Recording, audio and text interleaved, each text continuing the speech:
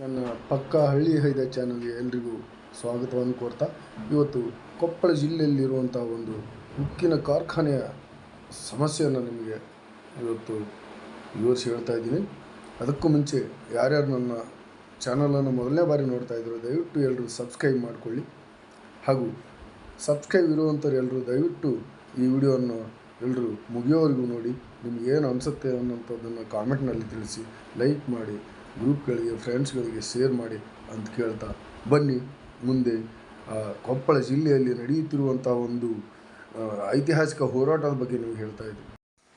ಕೊಪ್ಪಳ ಜಿಲ್ಲೆಯ ಕೊಪ್ಪಳ ತಾಲೂಕಿನ ಗಿಣಿಗೇರ ಹತ್ತಿರ ಇರುವಂತಹ ಹಾಲುವರ್ತಿ ಹತ್ತಿರ ಇರುವಂಥ MSIL ಕಂಪ್ನಿಯ ಬಲ್ಡೋಟ ಕಾರ್ಖಾನೆಯ ವಿಸ್ತರಣೆಯನ್ನು ತಡೆಯೋದಕ್ಕೆ, ಅದನ್ನು ವಿಸ್ತರಣೆಯನ್ನು ವಿರೋಧಿಸಿ ದೊಡ್ಡ ಮಟ್ಟದ ಒಂದು ರಾಷ್ಟ್ರ ಮಟ್ಟದ ಹೋರಾಟ ನಡೀತು.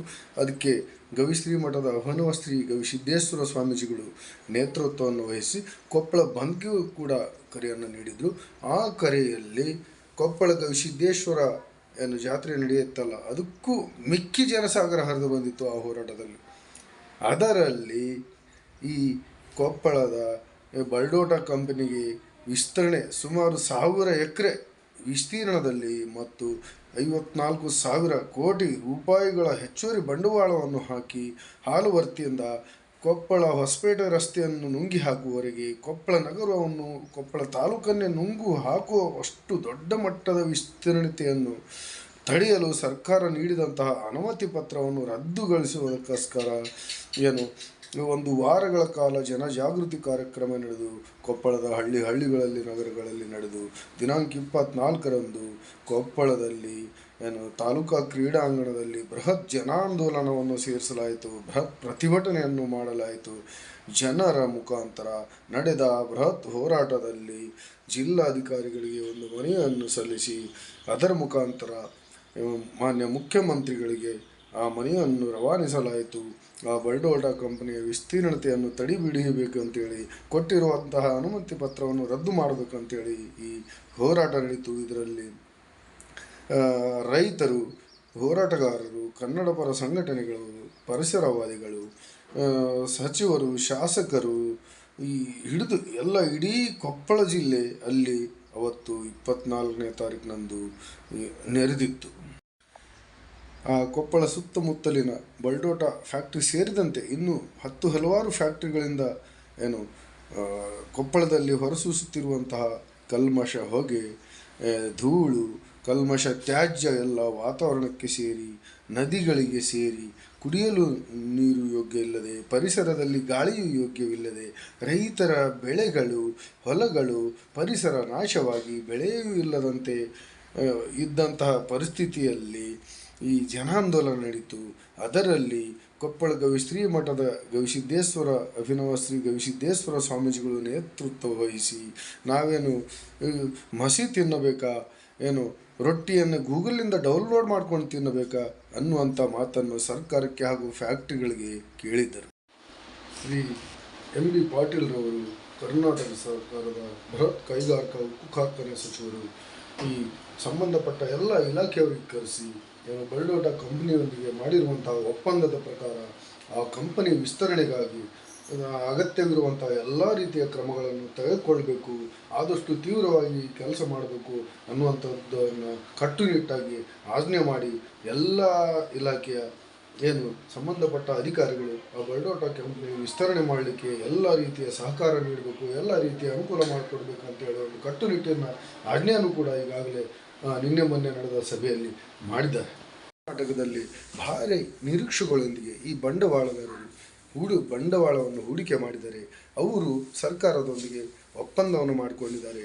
ಅವರ ಒಪ್ಪಂದಕ್ಕೆ ರೀತಿಯಾಗಿ ಅವರ ಕಂಪನಿ, ಅವರ ಉದ್ಯಮ ಬೆಳೀಲಿಕ್ಕೆ ಸರ್ಕಾರ ಸಹಕಾರ ಕೊಡುತ್ತೆ. ಅದಕ್ಕೆ ನೀವೆಲ್ಲ ಇಲಾಖೆಯವರು, ಅಂದರೆ ಇದರಲ್ಲಿ ಇರುತ್ತೆ ನೋಡಿ, ಕೈಗಾರಿಕಾ ಇಲಾಖೆ, ಕೈಗಾರಿಕಾ ಪ್ರದೇಶ ಅಭಿವೃದ್ಧಿ ಮಂಡಳಿ, ಕಂದಾಯ ಇಲಾಖೆ, ಭೂ ಸ್ವಾಧೀನ ವಿಭಾಗ, ಇನ್ವೆಸ್ಟ್ಮೆಂಟ್ ಕರ್ನಾಟಕ ಹೋಮ್ ಇಂಪೋರ್ಟ್ ಸಂಸ್ಥೆ, ಇನ್ನಿತರ ಈ ಕರ್ನಾಟಕದ ಎಲ್ಲ ಫ್ಯಾಕ್ಟ್ರಿಗಳಿಗೆ ಸಂಬಂಧಪಟ್ಟಂಥ ಎಲ್ಲ ಇಲಾಖೆಗಳಿಗೆ ಒಂದು ಆದೇಶವನ್ನು ಮಾಡಿದ್ದಾರೆ. ತ್ವರಿತವಾಗಿ ಈ ಫ್ಯಾಕ್ಟ್ರಿ ಬೆಳವಣಿಗೆಯ ಅಭಿವೃದ್ಧಿಯ ಎಲ್ಲ ಅನುಮತಿ ಪತ್ರಗಳನ್ನು ತಗೊಂಡು ಈ ಫ್ಯಾಕ್ಟ್ರಿ ನಮ್ಮೊಂದಿಗೆ ಮಾಡಿರುವಂತಹ ಒಪ್ಪಂದಗಳ ಅನುಸಾರವಾಗಿ ಕಾರ್ಯಪ್ರವೃತ್ತರಾಗಿ ಅನ್ನುವಂಥ ಒಂದು ಆದೇಶವನ್ನು ನೀಡಿದ್ದಾರೆ. ಇಲ್ಲಿಗೆ ಸರ್ಕಾರ ಕೊಪ್ಪಳದ ಜನತೆಯ ವಿರುದ್ಧ ಸಡ್ಡು ಹೊಡೆದು ನಿಂತಿದ್ದಾರೆ ಅಂತಲೇ ಹೇಳ್ಬೋದು. ಈ ನಡುವೆ ಕೇಂದ್ರ ಬೃಹತ್ ಉಕ್ಕು ಕಾರ್ಖಾನೆ ಸಚಿವರಾಗಿರುವಂತಹ JDS ಆಗಿರುವಂತಹ HD ಕುಮಾರಸ್ವಾಮಿ ಅವರು ಮೊನ್ನೆ ಕೊಪ್ಪಳದ ಖಾಸಗಿ ಕಾರ್ಯಕ್ರಮದಲ್ಲಿ ಬಂದು ಸುದ್ದಿಗಾರರೊಂದಿಗೆ ಮಾತನಾಡುತ್ತಿರುವಾಗ ಹೇಳಿದರು, ನನಗೂ ಈ ಅನುಮತಿ ಪತ್ರಕ್ಕೂ ಸಂಬಂಧವಿಲ್ಲ.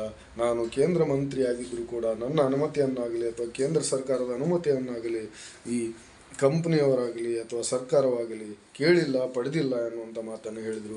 ಅದೇ ರೀತಿಯಾಗಿ ಸರ್ಕಾರ ಜನರಿಗೆ ತೊಂದರೆಯಾಗದ ರೀತಿಯಲ್ಲಿ, ಪರಿಸರ ಹಾನಿಯಾಗದ ರೀತಿಯಲ್ಲಿ ಕ್ರಮವನ್ನು ವಹಿಸಬೇಕು ಅನ್ನುವಂಥ ಒಂದು ಸಂದೇಶವನ್ನು ಕೂಡ ನೀಡಿದ್ದಾರೆ.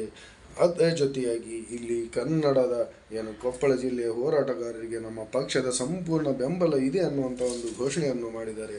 ಹೀಗಾದರೆ ಈ ಕೇಂದ್ರ ಸರ್ಕಾರ ಇದರಲ್ಲಿ ಮಧ್ಯಸ್ಥಿಕೆ ವಹಿಸಲ್ಲ ಅನ್ನುವಂಥ ಒಂದು ಮಾತು ಬರ್ತಾ ಇದೆ. ಯಾಕಂದರೆ ಅವರು ಈ ಪರಿಸ್ಥಿತಿಯ ಲಾಭವನ್ನು ಪಡೆದು ಕರ್ನಾಟಕದಲ್ಲಿ ತಮ್ಮ ಸರ್ಕಾರವನ್ನು ಸ್ಥಾಪಿಸಲು ಈ ಅವಕಾಶಕ್ಕಾಗಿ ಕಾದಿದ್ದಾರೆ ಅಂತಲೇ ಹೇಳ್ಬೋದು. 19ರಲ್ಲೂ ಈ ಕಂಪನಿ ಗದಗದಲ್ಲಿ ಚಿನ್ನದ ಗಣಿಗಾರಿಕೆ ನಡೆಸಲು ಸರ್ಕಾರದಿಂದ ಅನುಮತಿ ಪತ್ರವನ್ನು ಪಡೆದಿದ್ದರು.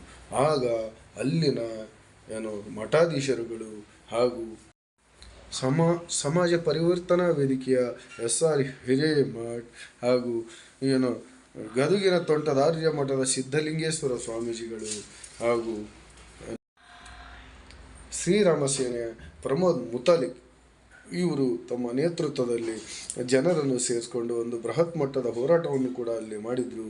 ಅದರ ಮುಖಾಂತರ ಅಲ್ಲಿನ ಉಸ್ತುವಾರಿ ಸಚಿವರಾಗಿದ್ದಂತಹ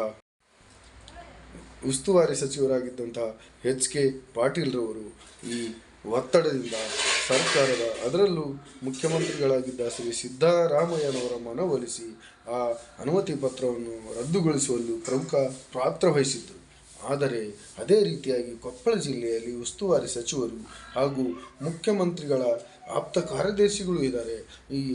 ಏನು ಮಾಡ್ತಾರೆ ಅನ್ನುವಂಥದ್ದನ್ನು ಕಾದು ನೋಡಬೇಕಾಗಿದೆ. ಯಾಕಂದರೆ ಆ ಗದಗ್ನಲ್ಲಿ ನಡೆದಿರುವಂಥ ಹೋರಾಟದ ರೀತಿಯಲ್ಲಿ ಕೊಪ್ಪಳದಲ್ಲೂ ನಡೀತಾ ಇದೆ. ಆದರೆ ಅದಕ್ಕೆ ಬೆಂಬಲವನ್ನು ಸಿಕ್ಕಿದೆ. ಆದರೆ ಒಳ ಒಪ್ಪಂದಗಳು, ಒಳ ಸಂಚುಗಾರಿಕೆಗಳು ಈ ಸರ್ಕಾರದ ಅನುಮತಿ ಪತ್ರವನ್ನು ರದ್ದುಗೊಳಿಸಲಿಕ್ಕೆ ಸಾಧ್ಯ ಆಗೋಲ್ಲ ಅನ್ನುವಂಥ ಒಂದು ಜನಾಭಿಪ್ರಾಯ ಕೂಡ ಈಗ ಕೇಳಿ ಬರ್ತಾ ಇದೆ. ಮಾನ್ಯ ಶ್ರೀ ಶಿವರಾಜ್ ತಂಗಡಿಯವರು, ಕೊಪ್ಪಳ ಜಿಲ್ಲಾ ಉಸ್ತುವಾರಿ ಸಚಿವರು, ಇವತ್ತು ಬೆಂಗಳೂರಿನ ತಮ್ಮ ಗೃಹ ಕಚೇರಿಯಲ್ಲಿ ಒಂದು ಸರ್ವಪಕ್ಷ ಸಭೆಯನ್ನು ಹಮ್ಮಿಕೊಂಡಿದ್ದು, ಅದರಲ್ಲಿ ಕೊಪ್ಪಳ ಜಿಲ್ಲೆಯಲ್ಲಿ ಪಕ್ಷಾತೀತವಾಗಿ ನಡೆದ ಹೋರಾಟದ ರೀತಿಯಲ್ಲಿ ತಾವು ಒಂದು ಪಕ್ಷಾತೀತ ಒಂದು ಸಭೆಯನ್ನು ನಡೆಸಿದ್ದಾರೆ. ಅದರಲ್ಲಿ ಯಾವ ನಿರ್ಣಯ ತೆಗೆದುಕೊಳ್ತಾರೆ ಹಾಗೂ ಈ ನಿರ್ಣಯದ ಪ್ರಕಾರ ಸರ್ಕಾರ ಯಾವ ಕ್ರಮ ತೆಗೆದುಕೊಳ್ಳುತ್ತೆ ಅನ್ನುವಂಥ ನಿರೀಕ್ಷೆಯಲ್ಲಿ ಕೊಪ್ಪಳದ ಜನತೆ ಇದೆ. ಅದೇ ರೀತಿಯಾಗಿ ಈ ಸಭೆ ಈ ಮಾನ್ಯ ಮುಖ್ಯಮಂತ್ರಿಗಳ ಹತ್ರ ಹೋಗಿ ಈ ಅನುಮತಿ ಪತ್ರವನ್ನು ರದ್ದುಗೊಳಿಸುವಂತೆ ಕೋರ್ತಾರೆ ಅನ್ನುವಂಥ ಒಂದು ಮಾಹಿತಿ ಇದೆ. ಆದರೆ ಸರ್ಕಾರ ಇದಕ್ಕೆ ಸ್ಪಂದಿಸ್ತಿದೆಯೋ ಅಥವಾ ಇಲ್ಲವೋ ಅನ್ನುವಂಥ ಒಂದು ಪರಿಸ್ಥಿತಿಯನ್ನು ಈ ಕೊಪ್ಪಳದ ಜಿಲ್ಲೆ ಜನತೆ ನೋಡ್ತಾ ಇದೆ. ಗದಗದಲ್ಲಿ ಒಂದು ಹೋರಾಟ ಯಶಸ್ವಿಯಾದ ರೀತಿಯಲ್ಲಿ ಕೊಪ್ಪಳದಲ್ಲೂ ಯಶಸ್ವಿ ಆಗುತ್ತಾ ಅನ್ನುವಂಥದ್ದನ್ನು ಕೊಪ್ಪಳ ಜಿಲ್ಲಾ ಜನತೆ ಕಾಯ್ತಾ ಇದೆ. ಆದರೆ ಎಲ್ಲೋ ಒಂದು ಅನುಮಾನದ ಒಂದು ಹೊಗೆ ಬರ್ತಾ ಇದೆ. ಅದೇನೆಂದರೆ, ದಶಕಗಳ ಹಿಂದೆ ಕಾರವಾರದ ಕೈಗಾದಲ್ಲಿ ಅಣುಸ್ಥಾವರ ನಿರ್ಮಾಣ ಆಗುವ ಸಂದರ್ಭದಲ್ಲಿ ಅಲ್ಲೂ ಕೂಡ ಒಂದು ರಾಷ್ಟ್ರವ್ಯಾಪಿ ದೊಡ್ಡ ಮಟ್ಟದ ಹೋರಾಟ ನಡೆದಿತ್ತು.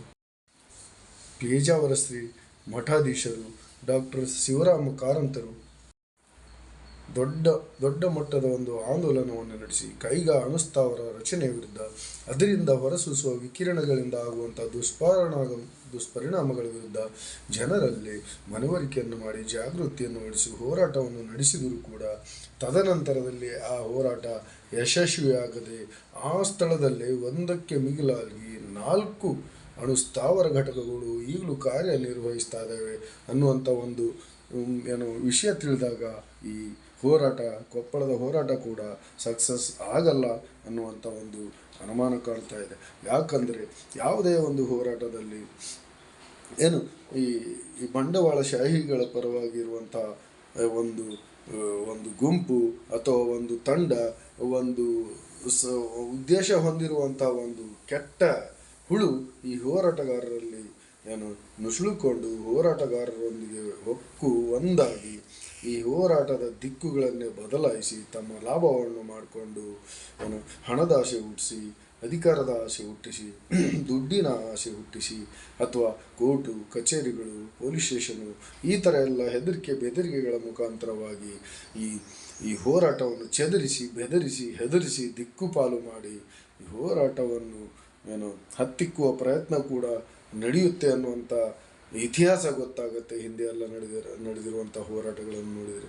ಆ ರೀತಿಯಿಂದ ನೋಡಿದರೆ ಈ ಕೊಪ್ಪಳ ಜಿಲ್ಲೆಯಲ್ಲೂ ಕೂಡ ಗಣಿ ಧೂಳನ್ನು ಮೆತ್ತಿಕೊಂಡಿರುವಂತಹವರು ಹಾಗೂ ಅಲ್ಲಲ್ಲಿ ಲಂಚಗಳನ್ನು ಅಥವಾ ಹಲವಾರು ರೀತಿಯ ಆಮಿಷಕ್ಕೆ ಒಳಗಾಗಿರುವಂತಹವರು ಕೂಡ ಈ ಕೊಪ್ಪಳ ಜಿಲ್ಲೆಯ ಹೋರಾಟದಲ್ಲಿ ಈ ಬಲ್ಡೋಟ ಕಂಪನಿಯ ವಿರುದ್ಧದ ಹೋರಾಟದಲ್ಲಿ ಸೇರ್ಕೊಂಡಿದ್ದಾರೆ ಅನ್ನುವಂಥ ಮಾತು ಕೇಳಿ ಬರ್ತಾ ಇದೆ.